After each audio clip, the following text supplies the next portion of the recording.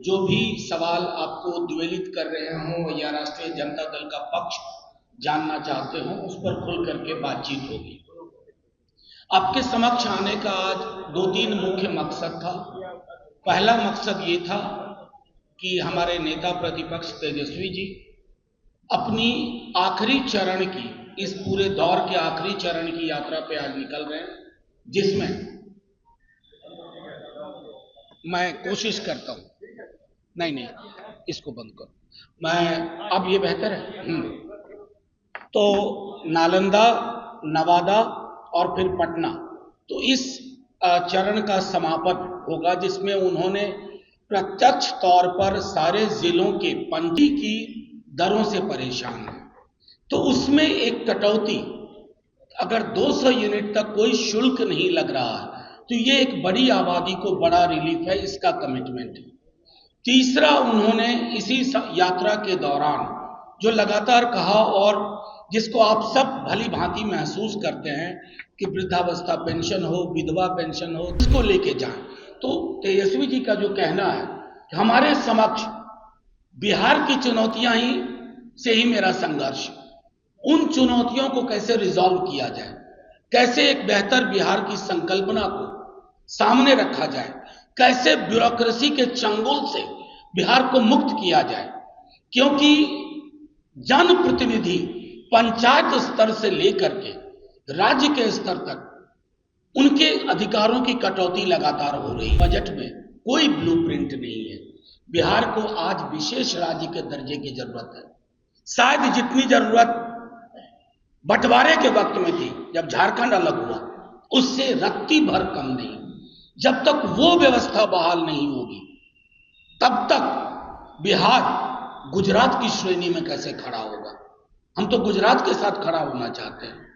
हम जानते हैं गुजरात पे नजरें इनायत रहती है, गुजरात के महत्वपूर्ण लोग हर चीज गुजरात भेजते हैं। हम चाहते हैं कि बिहार पे वो नजर हो, और वो नजर अगर अभी नहीं।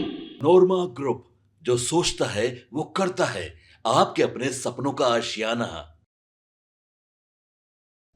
एक अरसे बाद मैं आप सब लोगों से यहाँ मुखातिब हूँ।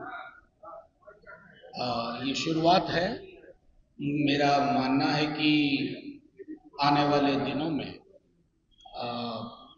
बिहार चुनाव जो नजदीक आएगा, आपकी भी दिलचस्पी बढ़ेगी और हम भी कोशिश करेंगे कि आपसे लगातार संपर्क और संवाद में रहे। जैसा कि आप देख सकते हैं कि हमारे साथ मेरे दाहिनी ओर भूतपूर्व मंत्री, भूतपूर्व सांसद, विधायक आलोक मेहता जी, मेरी बाईं तरफ अजय सिंह जी, एमएलसी बिहार विधान परिषद, उनके बगल में आरजू खान जी हमारे प्रवक्ता, मेरे दाहिनी ओर आलोक जी के बाद अरुण जी। कुछ चीजें मैं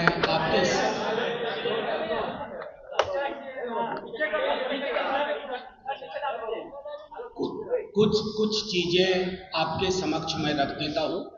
उसके बाद मेरी इस प्रेस कॉन्फ्रेंस की कोशिश थी कि आप जो भी पूछना चाहें, जो भी सवाल आपको उद्वेलित कर रहे हों या राष्ट्रीय जनता दल का पक्ष जानना चाहते हो, उस पर खुल करके बातचीत होगी।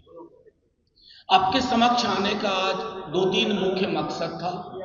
पहला मकसद ये था कि हमारे नेता प्रतिपक्ष तेजस्वी जी अपनी आखिरी चरण की, इस पूरे दौर के आखिरी चरण की यात्रा पे आज निकल रहे हैं, जिसमें मैं कोशिश करता हूं, नहीं इसको बंद करो, मैं अब ये बेहतर है।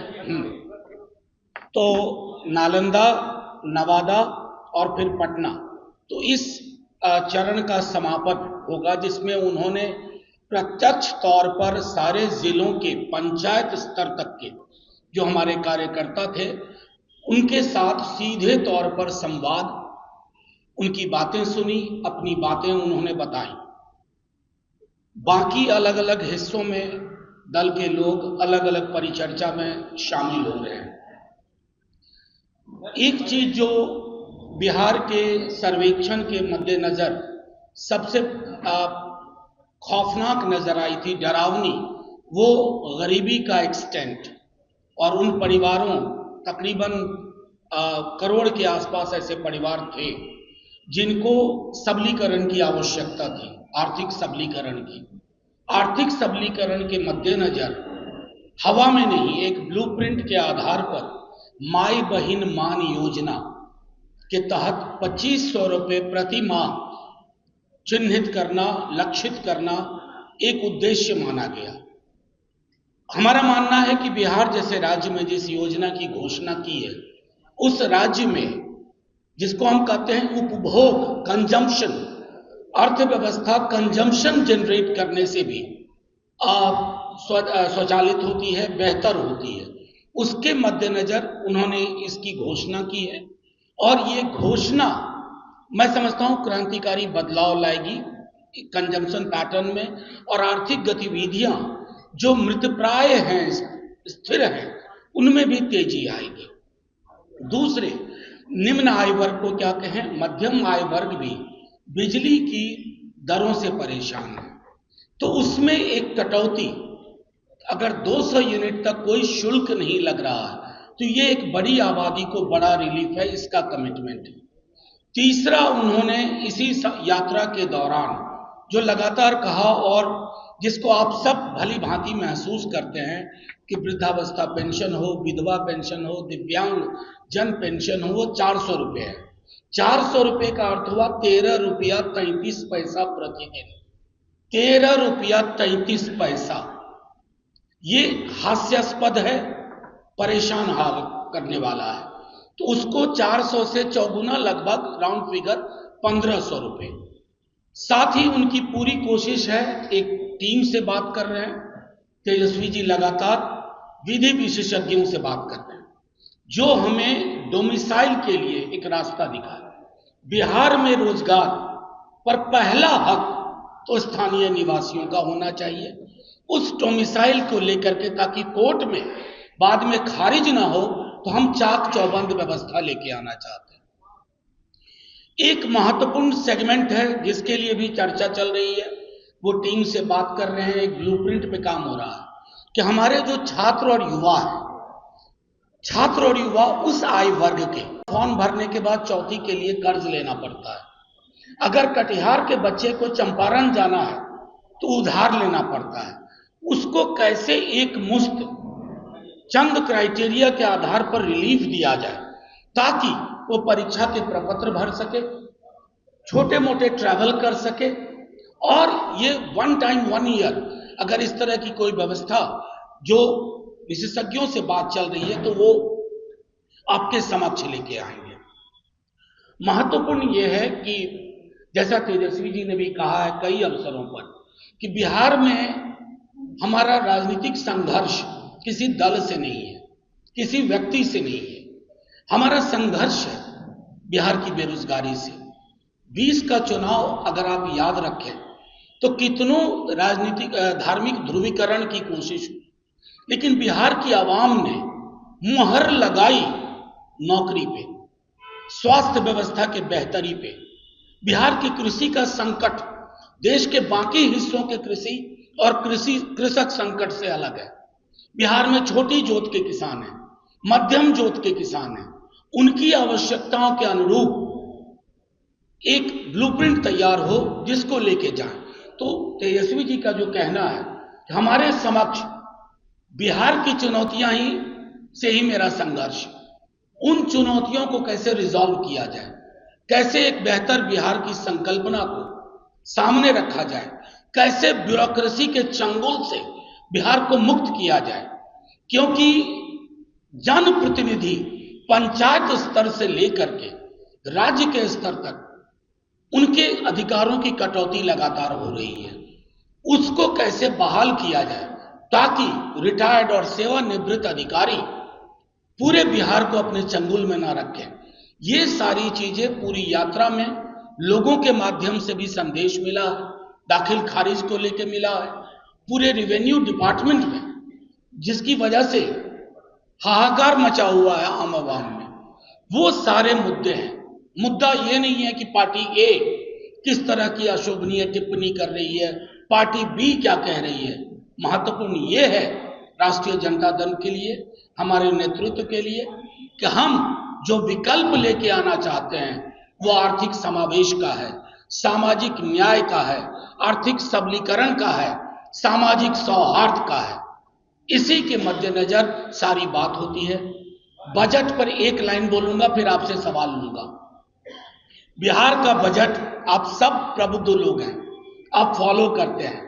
अभी 24 में चुनाव के बाद एक बजट आया और उसमें कुछ आवंटन हुए, और अभी 25 में एक बजट आया है, उसमें कुछ आवंटन हुए हैं।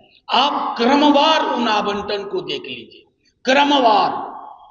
या तो नए आवरण में रख दिया गया है या पुराने नाम को नया नाम कर दिया गया है। बिहार को आज की डेट में अगर क्या वजह है कि कुंभ के हादसे में मरे तो सबसे ज्यादा Bihari, new Delhi railway junction पे मरे तो कौन? बिहारी। तिरुपुर तमिलनाडु मौत हो, कौन? बिहारी। तो ये जो पलायन, गरीबी का मिला जुला दंश है, इससे कैसे मुक्त किया जाए, इसके लिए भी बजट में कोई ब्लूप्रिंट नहीं है। बिहार को आज विशेष राज्य के दर्जे की जरूरत है। शायद जितनी जरूरत बंटवारे के वक्त में थी, जब झारखंड अलग हुआ, उससे रत्ती भर कम नहीं। जब तक वो व्यवस्था बहाल नहीं होगी, तब तक बिहार गुजरात की श्रेणी में कैसे खड़ा होगा? हम तो गुजरात के साथ खड़ा होना चाहते हैं। हम जानते हैं गुजरात पे नजरें इनायत रहती हैं, गुजरात के महत्वपूर्ण लोग हर चीज गुजरात भेजते हैं। हम चाहते हैं कि बिहार पे वो नजर हो, और वो नजर अगर अभी नहीं तो कभी नहीं, वो पैदा करना होगा। उसके लिए जहां तक होगा हम संघर्ष करेंगे। ये तेजस्वी जी ने कहा है, हमारे संसाधन के आधार पर, हमारी ताकत के आधार पर, लेकिन बिहार को इन चुनौतियों और इस संकट से हम बाहर निकालेंगे। इतना मैं कह करके आरंभिक टिप्पणी, सवाल आप पूछ सकते हैं। क्या ये मान लिया जाए कि ये 2025 का घोषणा पत्र नहीं, घोषणा पत्र बेहद खूब। आपके सपनों को हमने सजाया है, ई होम्स पैनोरमा को हमने बनाया है। ई होम्स मेरा एक सपना था जिसपे मैं पिछले 4 साल से काम कर रहा था। हमने जो बनाया है वो सबने है माना। ई होम्स पैनोरमा में हो आपका भी आशियाना। और फाइनली हमने 2021 में इस प्रोजेक्ट को लॉन्च किया। बहुत लोग अप्रिशिएट कर रहे हैं कि पूर्णिया जैसे शहर में, बिहार के, एक तो बिहार की बात करें उसमें भी पूर्णिया जैसे छोटे जगह में इस तरह का लाइफस्टाइल देना, ये सुन के हम लोगों को बहुत अच्छा लगता है। ई होम्स में हमने कुछ और भी किया है, जैसे हम जिस जगह में रह रहे हैं हमारे फैमिली सिक्योर हो, उनको सिक्योरिटी का ध्यान में रखा है।